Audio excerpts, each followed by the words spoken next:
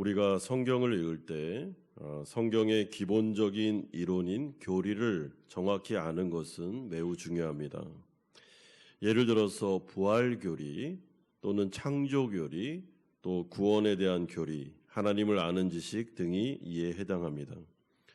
왜냐하면 교리를 잘 모르면 성경을 마음대로 해석하여 잘못된 신앙생활을 할 수 있기 때문입니다.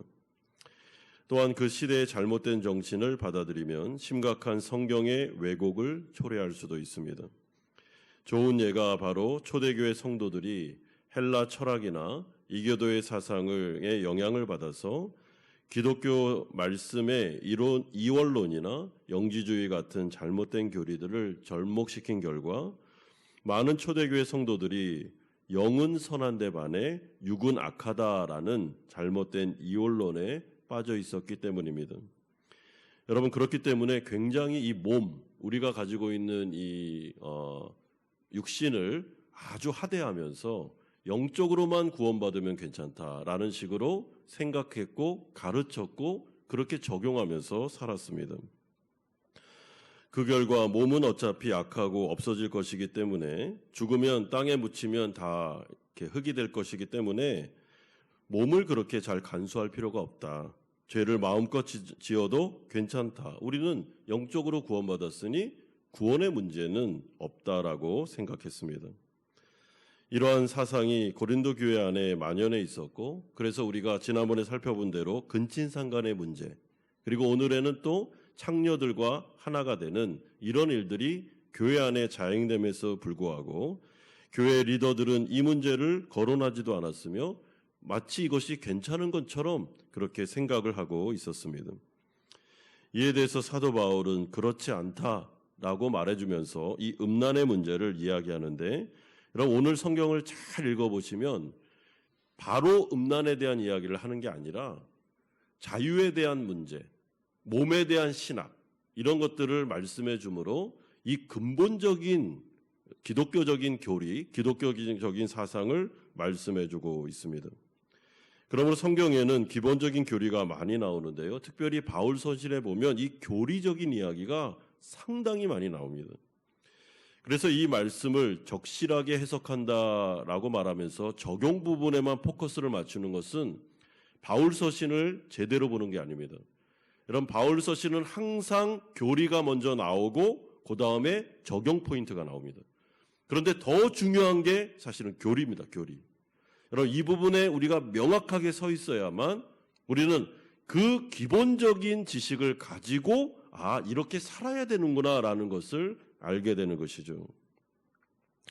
그러므로 고린도 교인들은 자신들의 지혜로움과 영적으로 성숙함에 대하여 자화자찬하고 있었지만 사도 바울은 너희들에게는 신앙적인 문제도 있고 적용적인 문제도 있고 지금 교리에 대해서 잘 이해를 못하는 부분들이 많기 때문에 이제부터 내가 고린도 전서를 통해서 이제 하나님의 말씀을 전해주니 이 말씀을 잘 유념하라라고 말해주고 있습니다.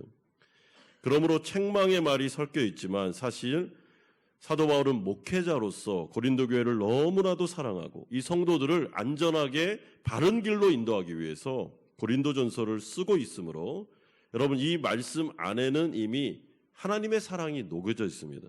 그러니까 하나님의 사랑의 테두리 안에서 목회적인 사랑의 마음을 가지고 이 말씀을 증거하고 있다는 것을 들으시면서 오늘 자유의 문제, 몸의 신학, 그리고 음란의 문제에 대해서 우리가 살펴보려고 합니다. 첫 번째는 대원칙인 자유의 문제가 12절에 나타나고 있습니다. 우리가 예수를 믿고 나면 우리에게는 참된 자유가 주어집니다.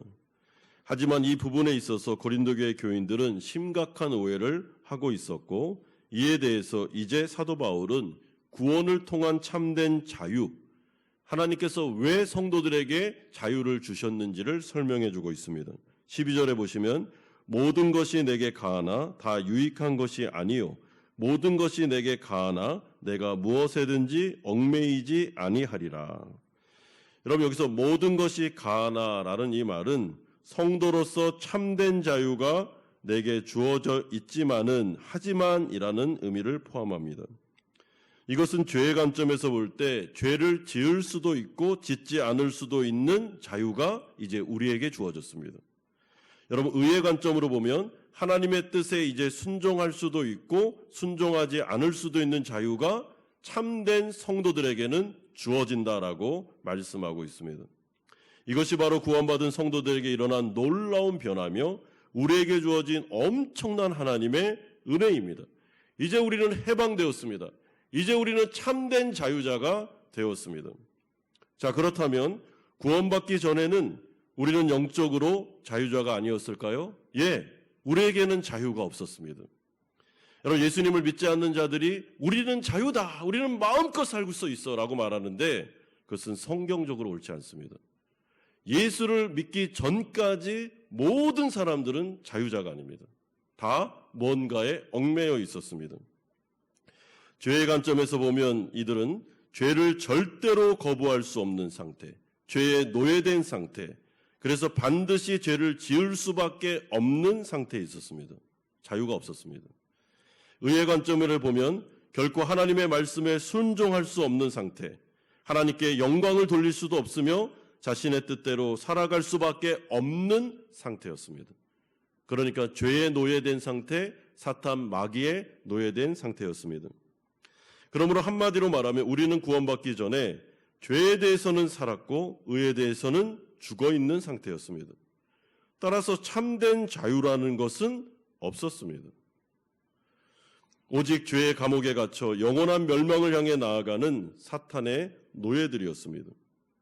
하지만 예수님을 믿고 난 이후에 우리에게는 놀라운 변화가 일어났는데 예수님께서 우리의 죄를 대신해서 십자가에 달려 돌아가심으로 또한 부활하심으로 우리의 죄의 대가가 정당하게 지불되고, 그러니까 좀 이해를 돕기 위해서 우리를 사로잡고 우리를 노예로 삼고 있었던 죄에게 정당한 대가를 지불하고 우리를 다시 주님이 사심으로 우리를 그리고 해방시켜 주시고 자유케 하심으로 우리에게는 참된 자유가 주어졌습니다.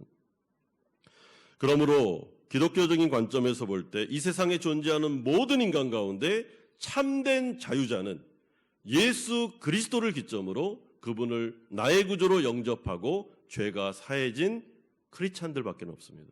여러분, 크리스찬들만 자유자입니다. 죄와 사망의 권세로부터 우리는 해방되었고 하나님과의 친밀한 관계가 회복되면서 이제는 우리가 죄를 거부할 수 있는 상태, 의를 추구할 수 있는 자유의 은혜가 주어졌습니다. 더 이상 우리는 죄의 노예들이 아니며 은혜가 지배하는 나라로 소속이 옮겨졌습니다. 여러분, 제가 지금 말씀드리는 건 다 교리인데요. 이거는 다 완료형입니다. 그렇기 때문에 된 사실을 말씀드리는 거지 그럴 거라고 말씀드리는 게 아닙니다. 성경은 교리가 대부분 완료형으로 되어 있습니다. 이미 끝난 문제입니다. 따라서 우리는 이제 드디어 성령을 의지하여 은혜 안에서 죄를 거부하고 사탄을 대적하고 하나님의 말씀에 순종함으로 하나님께 영광 돌릴 수 있는 인생을 살 수가 있게 되었습니다. 이것이 성경에서 말하는 성도들에게 주어진 참된 자유의 의미입니다. 하지만 고린도 교회 교인들은 그 시대의 헬라 철학이나 이교도의 사상에 영향을 받아서 이러한 기독교적인 자유를 오해하고 영은 선한 반면에 육은 악하다라고 이원론적인 생각을 가지고 있었기 때문에 참된 자유를 가지고 육은 악하니까요. 육은 이미 없어질 거고 육은 그냥 하대해도 괜찮기 때문에 육신적으로 마음껏 이 자유를 사용해서 죄를 지어도 영적으로 구원받으면 그만이다 라는 잘못된 생각을 가지고 있었고, 여러분, 그렇게 가르쳐주는 지도자들이 있었습니다. 거짓 선지자들이죠. 그래서 죄를 마음껏 지어도 이 자유함은 죄를 마음껏 지을 수 있는 자유이기 때문에 구원은 취소되지 않는다라는 이상한 논리를 가지고 있었습니다. 이에 대해서 사도 바울은 이러한 생각은 비성경적이고 이것은 성경적인 세계관이 아니며 헬라 철학과 이교도 세계관에서 비롯된 것이므로 절대로 따라가면 안 된다라고 말씀해주고 있습니다. 여러분, 사도 바울이 복음을 증거하는 당시는 성경 66권이 완성되지 않았습니다. 그래서 수많은 이야기들, 수많은 사상들이 이 교회 안에 막 들어와서 혼재 있었습니다. 이 가운데 사도 바울을 비롯한 모든 사도들이 노력했던 게 뭐냐면 바른 진리를 선포함으로 굉장히 어수선하고 어려워 있는 성도들을 붙잡아주고 참된 길로, 성화의 길로 인도하는 것이 이들의 임무였던 것입니다. 그러므로 하나님께서 우리를 구원하심으로 주신 자유는 죄를 마음껏 지으라고 주신 자유가 아닙니다. 오히려 정반대입니다. 죄를 거부할 수 있는 자유를 주신 것입니다. 죄와 피 흘리기까지 싸울 수 있는 자유. 그래서 이제는 하나님의 뜻을 이루어 영광을 돌릴 수 있는 자유를 주셨습니다. 따라서 우리는 이제 모든 것을 다 할 수 있지만은, 여러분 모든 거 다 할 수 있습니다. 여러분 죄를 지을 수도 있습니다. 안 지을 수도 있습니다. 이 차이를 아시겠죠? 과거에는 죄를 안 지을 수가 없었습니다. 거부할 수가 없었어요. 그러나 우리의 신앙생활에 유익하지 않을 때 우리는 죄를 거부할 수 있다라고 말씀해 주고 있습니다. 예를 들어 볼까요? 여러분 사도 바울은 시장에 가서 모든 것을 다 먹을 수 있는 자유가 있었습니다. 그는 유대인이기도 했지만은 그는 복음적인 자유를 알았기 때문에 시장에 가서 아무거나 다 사 먹어도 괜찮다는 것을 알고 있었습니다. 그럼에도 불구하고 그가 시장에 가서 고기를 사 먹을 때 이 고기가 우상들에게 바쳐진 고기이기 때문에, 이방인들에게 속한 고기이기 때문에 유대인 크리스찬들이 시장에서 고기를 잘 사 먹지를 않았는데, 만약에 사도 바울이 시장에 가서 고기를 마음껏 막 사 먹으면 연약했던 유대인 크리스찬들은 바라보면서 시험 들까 봐 사도 바울이 뭐라 그랬습니까? 내가 다 사 먹을 수 있는 자유가 있는데 유익하지 않기 때문에 연약한 유대인 크리스찬들의 이 시험 들지 않게 하기 위해서 나는 이제부터 고기를 먹지 않겠다라고 선언하고 있습니다. 여러분 이것이 바로 참된 자유자죠. 자유가 있기 때문에 다 할 수 있다. 여러분 그 말은 누가 못합니까? 그러나 성숙한 크리스찬은 다 할 수 있는 자유가 있지만 이 부분은 영적으로 유익하지 않고 이 부분은 약한 자들 때문에 나는 안 하겠다. 차라리 평생 동안 고기 안 먹겠다. 이것이 바로 진정한 성도로서 자신에게 주어진 자유를 참되게 사용하는 것임을 사도 바울은 예를 통해서 말씀한 바가 있습니다. 그러므로 우리가 하는 모든 일들이 사실은 다 유익한 것은 아닙니다. 바울은 그러므로 12절 하반절에 이렇게 말하는데 내가 무엇에든지 얽매이지 아니하리라 라고 고백하는데 이것은 나는 복음 증거에 방해가 되거나 나의 신앙생활에 유익하지 않거나 다른 사람에게 피해가 간다면 기꺼이 그 행동을 포기할 준비가 되어 있다라고 고백하고 있습니다. 왜냐하면 그것이 진정으로 신앙에 성숙한 것이며 사도 바울의 영성을 보여주는 것이기 때문에 그렇습니다. 나만 괜찮으면 되지 뭐, 여러분 이런 생각에서 벗어나셔야 됩니다. 그는 어린아이들이 하는 말이죠. 내가 하고 싶은데 뭐, 교회 안에서도 뭐 내가 괜찮은데 뭐 이렇게 말하는데 굉장히 영적으로 어린아이인 것입니다. 여러분 교회 안에는 다양한 사람들이 있고 다양한 배경을 가지고 있고 신앙 성숙도 다 다르기 때문에 내가 하는 것이 복음적이고 이건 율법적이지도 않으며 이거는 맞는다 할지라도 만약에 어떤 사람이 그 문제를 가지고 어려워한다 그러면 교회 말을 듣는 게 좋은 것입니다. 그런데 이것이 얼마나 어렵습니까?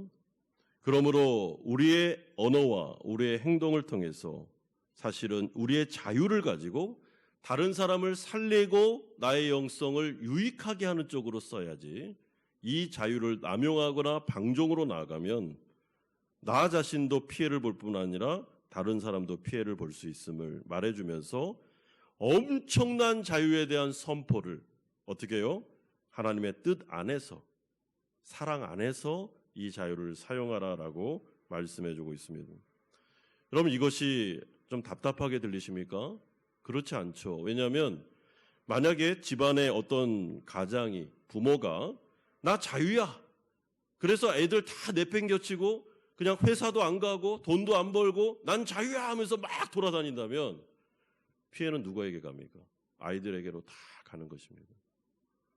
그래서 과거에 한량이라는 말들이 있지 않습니까? 아버지가 돈을 안 벌어요. 계속 도박하고 난 자유야 하면서 술 먹고 피해는 엄마와 애들이 다 보는 것입니다. 그건 자유가 아니죠. 그거는 미성숙함. 자유를 남용하는 것입니다. 책임이 없는 것입니다. 책임감을 가져야 되는데 책임이 없는 행동이 되는 것입니다. 여러분, 저는 목회자로서 구원받은 이후에 참된 자유를 얻었습니다. 저는 이제 자유자입니다. 예배 때 안 나옵니다. 오늘 설교 안 해. 힘들어. 되겠습니까? 여러분, 그럼 피해는 누가 갑니까?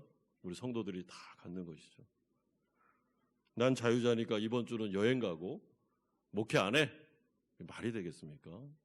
극단적인 얘기지만 사실은 우리가 생각할 때 하나님이 주신 자유는 그 자유를 가지고 남용하지 말고 다른 사람을 살리고 나를 살리고 하나님께는 영광 돌리는 자유, 이 자유가 주어졌습니다. 두 번째는 몸에 대한 신학이 13절에서 14절, 17절, 19절에서 20절에 나타나고 있습니다.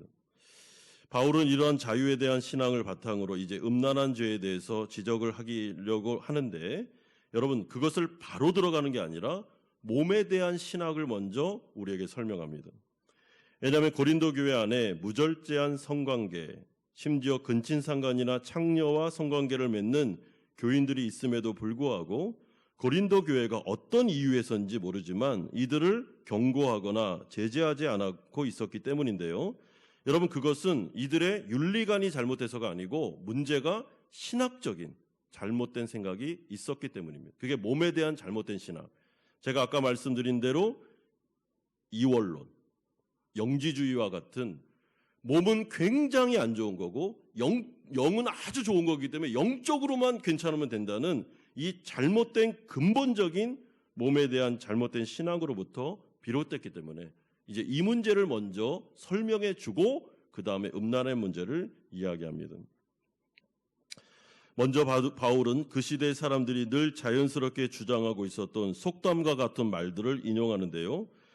요약하면 이렇습니다. 성욕과 식욕과도 같은 것은 몸은 성욕과 식욕과도 같은 것을 위해서 있기 때문에 반드시 식욕과 성욕을 채워줘야 된다는 잘못된 생각이었습니다. 그리고 성욕 역시 식욕과 똑같은 것이다. 그러므로 이것은 문제가 없다라고 이야기해주고 있었습니다. 그러므로 13절은 이렇게 말합니다. 음식은 배를 위하여 있고 배는 음식을 위하여 있으나 하나님은 이것저것을 다 패하시리라. 몸은 음란을 위하여 있지 않고 오직 주를 위하여 있으며 주는 몸을 위하여 계시느니라. 여러분, 우리의 몸이 성욕과 식욕만을 위해 존재하는 것이 아니다라고 말씀해 주는데, 왜냐하면 그렇게 주장하는 사람들이 있었기 때문입니다. 여러분, 요즘에도 이런 말을 많이 하죠. 성욕과 식욕을 비교해 주면서 두 개가 똑같다고 이야기하는데 이건 다릅니다. 이건 다른 것입니다. 왜냐하면 식욕은 밥을 먹지 않으면 우리가 죽을 수밖에 없지만 성적인 것을 충족시키지 않으면 죽지는 않습니다. 그렇기 때문에 비슷한 점도 있지만 다른 점도 있는 것입니다. 물론 성욕이든 식욕이든 나쁜 것은 아닙니다. 왜냐하면 하나님께서 이러한 욕구를 가지도록 인간을 창조하셨기 때문입니다. 하지만 그렇다고 해서 우리의 몸이 식욕이나 성욕만을 채우기 위해 존재하는 것도 아닙니다. 또한 이런 것들이 탐욕으로 발전하면 그때부터는 죄가 됩니다. 성경은 분명히 하나님께서 제정하신 선을 넘어선 식욕이나 성욕을 죄라고 말씀하셨는데 그게 바로 탐욕이 되는 것입니다. 여러분, 우리에게는 모든 욕구가 있고 모든 욕망이 있습니다. 여러분, 이것이 다 잘못된 게 아닙니다. 주님이 창조했을 때는 모든 것은 다 선한 것이었습니다. 성욕도 아주 좋은 선물이었습니다. 문제는 죄가 들어온 다음에 이런 욕망을 죄가 다스리기 시작하면서부터가 문제가 생긴 것입니다. 바울이 살았던 시대나 우리가 지금 살아가는 이 시대, 아니 모든 시대의 사람들이 주장하는 가치관이 있는데 그것은 인생이 뭐 있나, 먹기 위해 즐기기 위해 사는 것 아니야? 라는 주장입니다. 그래서 한번 사는 인생, 하고 싶은 일 다 하면서 사는 것이 행복한 것이라고 가르칩니다. 모든 유튜브나 아니면 이런 매스미디어를 통해서 가르치는 메시지가 바로 그것입니다. 인생 뭐 있나, 한 번 사는 것, 모든 것 다 해보고 사는 것이 행복이다라고 가르칩니다. 하지만 성경은 절대로 그렇게 말씀하지 않습니다. 왜냐하면 하나님에게 있어서 우리를 구원하신 목적 자체가 우리의 몸과 삶을 쾌락을 위해서, 폭식을 위해서, 탐욕을 위해서 구원한 것이 아니라 하나님을 위하여 하나님의 뜻을 실천할 수 있도록 하나님께 영광 돌릴 수 있도록 구원하셨기 때문입니다. 따라서 사도 바울은 이러한 가치관에 따라서 이제 고린도 성도들을 향해서 19절에서 20절과 같이 명령합니다. 너희 몸은 너희가 하나님께로부터 받은 바 너희 가운데 계신 성령의 전인 줄을 알지 못하느냐? 너희는 너희 자신의 것이 아니라 값으로 산 것이 되었으니 그런즉 너희 몸으로 하나님께 영광을 돌리라. 여러분, 우리가 구원받은 이후에 이제 우리의 몸은 나의 것이 아닙니다. 첫 번째 몸에 대한 신학이 이것입니다. 우리의 몸은 누구 겁니까? 나의 것이 아니라 하나님의 소유가 되었습니다. 왜냐하면 하나님께서 정당한 값을 지불하고 우리를 사셨기 때문입니다. 그러므로 우리 안에 성령이 들어오시는데 성령의 전이 되었습니다. 성령이 다스리시는, 성령이 소유하고 계시는 몸입니다. 그러므로 우리는 나의 몸에 대해서 소유권을 주장할 수 없습니다. 주님이 소유하고 계십니다. 주님이 소유 주십니다. 주님이 명령하시면 그 명령에 따를 자유가 우리에게 주어진 것입니다. 따라서 이제 우리의 몸은 하나님의 것, 예수 그리스도의 지체, 예수님의 신체의 일부가 되었습니다. 그러므로 이제 우리에게 다시 주어진 몸은 성령의 통제를 받으며 성령에 따라서 예수님의 뜻에 따라 움직여야 하는 몸이 된 것입니다.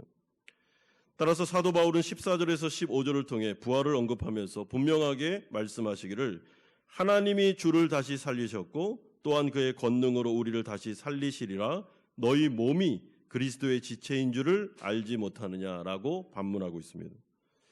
여러분, 우리가 구원받은 이후에 우리의 몸은 결코 죽음을 통해 사라지는 몸이 아닙니다. 몸이 사라지지 않습니다. 우리의 영만 부활하는 게 아닙니다. 몸이 부활합니다.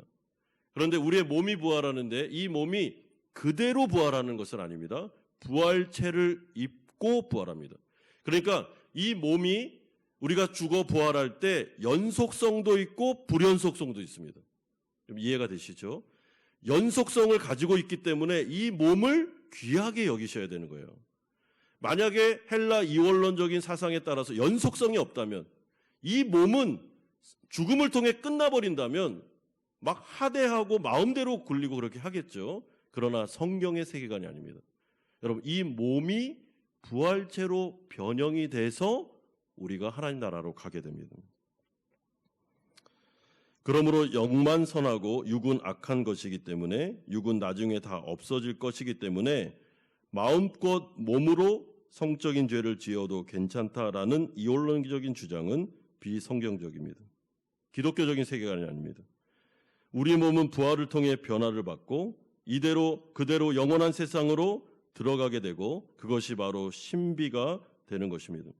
그러므로 예수님은 첫 번째 부활체가 되셨는데 예수님이 이 땅에 성육신에서 오셨을 때 그 몸은 아닌데 굉장히 영광스럽게 변화되셨는데 또 그 몸입니다. 그래서 우리가 보좌 우편에 가보면 예수님의 몸을 딱 보면 여기에 못자국이 있고 허리에 창자국이 있습니다. 그리고 그는 흔적을 가지고 있습니다. 고난의 흔적을.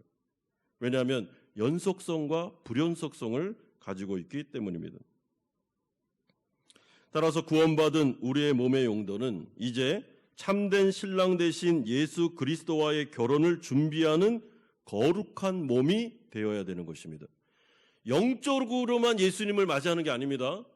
우리의 몸이 부활하여 전 인격이 예수님을 맞이하는 신부가 되는 것입니다. 그래서 우리가 신앙생활하고 영적 성장을 이룰 때는 영적으로만 성장하는 것이 아니라 우리의 몸도, 우리의 마음도 잘 관리하고 잘 보호해서 어떻게 해요? 주님 맞을 신부로서의 준비를 해야 되는 것이죠. 그렇기 때문에 신부에게 있어서 가장 중요한 게 정결이잖아요. 정결. 예수님이 원하는 것은 정결이기 때문에 우리는 생각으로만, 영적으로만 죄를 짓지 않으면 되는 게 아니라 몸도 깨끗하게, 몸으로서도 정결함을 유지하는 것이 바로 지금 사도 바울이 말하고 있는 몸의 신학의 핵심이 되는 것입니다. 그래서 구원받은 이후의 성도는 자신의 몸을 함부로 사용하거나 죄의 도구로 사용하면 안 됩니다.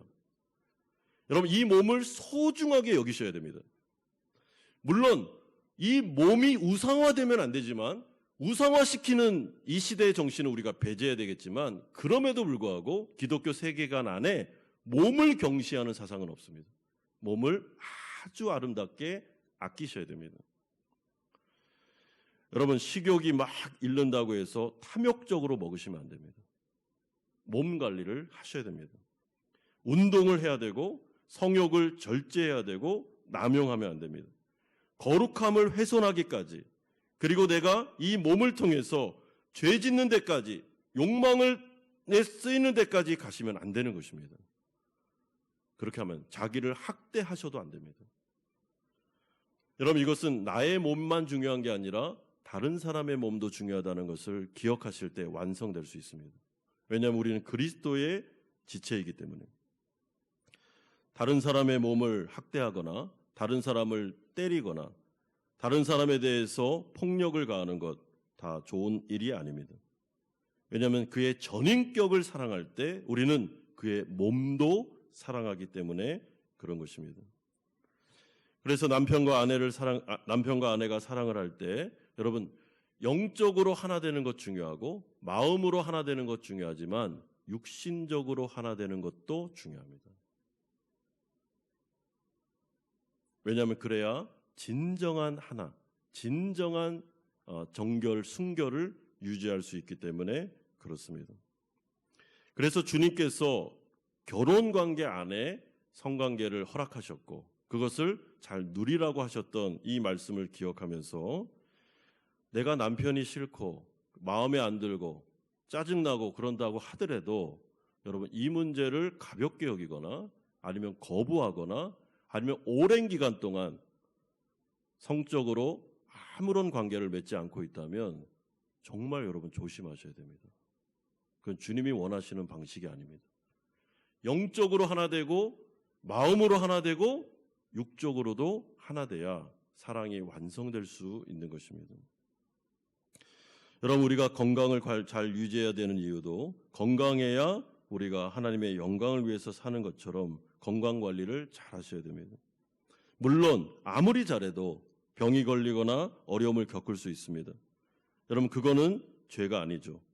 그럼에도 불구하고 몸을 학대하거나 몸을 마음대로 막 쓰거나 폭식을 하거나 아니면 안 좋은 음식만 막 먹거나 아니면 몸을 남용하는 문제에 있어서 그거는 성경적이 아니며 몸을 잘 관리해 주라고, 이 몸을 그리스도의 도구로 잘 사용하라고 말씀해 주고 있습니다. 여러분, 그렇기 때문에 헬라 이원론적인 사상이 지금도 얼마나 많은지 모릅니다.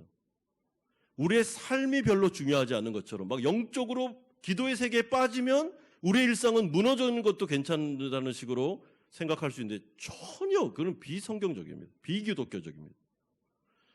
진짜 영성이 좋은 사람은 삶이 무너지면 안 됩니다. 진짜 영성이 좋은 사람은 여러분 삶 속에서 그의 몸을 통해, 육신을 통해, 관계성을 통해 아니면 그 모든 과정을 통해서 여러분 자신의 성숙함을 보여줘야 됩니다. 그러므로 가정 안에서 부인 되시는, 어머니 되시는 여러분들이 정말 여러분들의 이 육신을 잘 관리하십시오. 건강, 운동도 열심히 하시고 또 좋은 생각도 많이 하시고 그리고 화장도 예쁘게 하시고 몸을 막 이렇게 두들겨 주시면서 예쁘다 예쁘다 막 이렇게 해주셔야 됩니다. 여러분, 그리고 남편의 몸도 참 귀하게 여겨주십시오. 막 안아주기도 하고 이렇게 예쁘다고 이렇게 해주기도 하고. 아이들도 너의 영만 중요한 게 아니야. 너의 육신도 참 예쁘다. 그러면서 이렇게 많이 좀 안아주시면 좋을 것 같아요. 저희는 그 아들만 둘이라서 안아주기가 힘듭니다. 이제는 뭐 오지도 않습니다. 안아주고 싶어도 뭐 징그럽다고 막 이래. 그래서 딸을 키우는 분들이 참 부럽습니다. 때로는 앵기고. 제가 이렇게 한국에 잠깐 가보면 저희 그 조카가 있는데 우리 여자아이, 그러니까 재웅이랑 동갑인 아이가 있는데 지금 23살 정도 됐잖아요. 그런데도 삼촌에게 그렇게 앵겨요. 막 볼을 막 비비고. 너무 좋아요. 네. 그럼 이 몸이라는 게 그 하나님이 주신 선물이기 때문에 이 몸을 절대로 하대하거나 학대하시면 안 됩니다. 좋은 음식 먹으시고, 이게 저한테 하는 말인데 제 아내가 항상 얘기하는데, 그래서 어제도 짜장면 먹었거든요. 좋은 음식 먹고 또 몸을 잘 관리해 주시고 화장도 잘 하시고 목욕도 자주 가시고 운동도 열심히 하고, 그래서 어떻게 해요? 그 결과 어떻게 해요? 하나님의 도구가 될 수 있도록, 주님의 선한 도구가 되어서 주님께 사용되는 일을 할 수 있도록. 얼마나 좋습니까? 성악가의 생명은 목의 상태죠. 운동선수의 생명은 몸의 훈련입니다. 마찬가지로 성도들의 생명은 영육간의 강건함입니다. 여러분, 그럴 때 우리가 하나님의 일을 잘 감당할 수 있습니다. 건강한 숙면, 건강한 운동, 여러분 이 부분을 소홀히 하시면 안 됩니다. 그러므로 마지막 세 번째로 이제 이 몸과 음행의 관계에 대해서 15절에서 16절 그리고 18절은 말씀합니다. 자, 이제 사도 바울은 진짜로 하고 싶은 적용점으로 들어가고 있습니다. 그것이 바로 고린도 교회 안에 있었던 음란의 문제였습니다. 15절에 내가 그리스도의 지체를 가지고 창녀의 지체를 만들겠느냐? 결코 그럴 수 없느니라. 창녀와 합하는 자는 그와 한 몸인 줄을 알지 못하느냐? 일러스되 둘이 한 육체가 된다 하였나니. 여러분, 바울은 하나님께서 제정하신 결혼의 관계, 성관계의 진정한 의미를 설명해주고 몸에 대한 신학을 먼저 말해준 다음에 음란한 죄에 대해서 그렇게 하지 말라고 권면하고 있습니다. 왜냐하면 우리의 몸은 누구의 소유라고요? 하나님의 소유입니다. 하나님께서 자신이 원하는 것을 하기 위해 우리를 사셨습니다. 그러므로 이제부터는 우리가 소유권이 없어요. 그리고 이 몸은 부활하여 연속성과 불연속성을 갖고 있습니다. 여러분, 이 몸을 가지고 우리가 그리스도를 만날 겁니다. 그런데 하나님의 소유 되신 이 몸을 내가 남용하고 내 것도 아닌데 내가 마음대로 쓰는데 그 마음대로 쓰는 게 결정적으로 창녀와 성관계를 맺으면서 몸의 죄를 지으면, 몸의 흔적을 남기면 이것은 옳지 않다. 이거는 그렇게 하면 안 된다라고 사도 바울이 아주 강하게 말해주고 있습니다. 왜냐하면 그것은 창녀와 하나가 되는, 다시 말해 그 몸이 그리스도의 몸이 아니라 창녀의 몸이 되는, 창녀가 좌지우지하는 몸으로 변화되기 때문에 그렇습니다. 죄의 도구가 되는 것이죠. 그래서 18절은 한 번 더 강조하는데 사람이 범하는 죄마다 몸 밖에 있거니와 음행하는 자는 자기 몸의 죄를 범하느니라. 여러분, 오늘 본문을 이렇게 한번 집에 가서 자세히 찬찬히 읽어보시면 몸이라는 이야기가, 단어가 진짜 많이 나옵니다. 몸. 왜냐하면 그만큼 기독교에서는 이 몸을 중요하게 여기기 때문에. 자기의 몸에 죄를 범하는 것이다, 이런 말은, 이 말이 무슨 뜻인가 하면 창녀와 하나가 되어 창녀의 도구가 된다는 뜻이 됩니다. 그 결과 몸 안에 죄의 흔적이 남는 파괴적인 중독으로 발전할 수밖에 없는 것입니다. 이에 바울은 이러한 음란을 이기기 위해 어떻게 하라고 명령하냐면 18절 보십시오. 음란을 피하라라고 말하는데, 여기서 피하다라는 뜻은 음란이라는 원수에게서 도망치듯 달아나라라는 권면입니다. 마치 요셉이 보디발의 아내 유혹에 넘어가지 않고 도망쳐 달아났듯이 사도 바울 역시 이 음란하는 죄는 너무나도 강력한 유혹의 힘을 가지고 있기 때문에 도망치지 않으면, 피하지 않으면 못 이긴다는 거예요. 그러니까 맞서서 싸울 생각을 하면 안 됩니다. 내가 한번 이번에는 내가 결판을 내고 한번 이 음란하고 한번 싸워보겠다. 일로 와봐! 반드시 넘어집니다. 이거는 맞서서 대항할 문제가 아니고 피할 문제입니다. 도망칠 문제죠. 그만큼 음란이라는 죄는 강력한 유혹의 힘을 가지고 있으며, 안 그랬다가는 자칫 잘못했다가는 유혹의 덫에 걸릴 수밖에 없기 때문에 그렇습니다. 그래서 사도 바울은 너무나도 이 문제를 경계하라고, 음란에 대해서 경고하고 경고할 정도로 이것은 아주 심각한 문제임을 말씀해 줍니다. 여러분, 고린도 교회 안에 근친상간의 문제가 있었고 창녀들의 집에 드나드는 교인들이 있었습니다. 이에 대해서 사도 바울은 왜 책망하지 않느냐? 이 부분에 대해서 왜 그만 말을 하지 않고 있느냐라고 리더들에게 반문합니다. 왜 그렇게 했다고요? 몸을 경시하는 이원론 사상이 있었기 때문에. 그렇지 않다라고 말합니다. 여러분, 그러므로 주님께 영광이라고 말할 때는 영적으로도 하나님께 영광, 우리의 마음으로도 하나님께 영광, 그리고 어떻게 해요? 우리의 육신의 몸을 가지고도 하나님께 영광입니다. 여러분, 이런 점에서 몸을 가지고 교회를 섬기고 몸을 가지고 성도들을 섬기는 것은 정말 아름다운 일이라고 저는 생각합니다. 교회에서 자신의 달란트를 가지고 몸을 움직여서 뭐 성도들의 음식을 차려준다든지, 아니면 자신의 목소리로 하나님을 찬양한다든지, 아니면 자신의 이 몸을 사용해서 청소를 한다든지, 하는 이 모든 행위들은 하나님 앞에 아름다운 영광이 되는 것입니다. 그러므로 우리가 이 몸을 관리할 때, 오늘은 성적인 부분만 말했지만 사실은 죄의 습관에 길들여진 몸을 우리가 다스릴 줄 알아야 됨을 이 연속성상에서 말씀해주고 있습니다. 우리가 구원받았지만 이 몸은 과거에 죄에 노예된 상태에 길들여져 있기 때문에 구원받은 다음에도 이 몸은 어떻습니까? 계속 그 습관이 남아 있습니다. 하나님을 예배하고 하나님 앞에 기도하고 선을 행하고 아니면 다른 사람을 세워주고 아름답게 가족들에게 좋은 말을 하고 이런 게 아니라, 예수 믿기 전에 죄된 습관이 남아 있어서 예수 믿은 다음에도 언행이 안 좋아요. 굉장히 말이 거칩니다. 여러분, 그러면 사람들이 구원받았나 이렇게 의심하는 게 아니라 성화가 더디게 일어나는 것입니다. 옛 습관이 남아있는 것입니다. 그래서 우리가 뭐 유명한 예화가 있지 않습니까? 그 조폭으로 일하던 목사님이 회심해서 목사가 됐는데 성도님들을 목회하다가 말을 잘 안 들으시니까 뒤쪽으로 불러내가지고 이게 말이 됩니까? 이게 실제로 저희 교단에 있었던 일입니다. 여러분, 이 습관이 안 바뀌어요. 그러니까 권면을 하고 막 기도해드리고 이렇게 해야 되는데 가가지고 패는 거죠. 이게 목회입니까, 이게? 말이 안 되는 것입니다.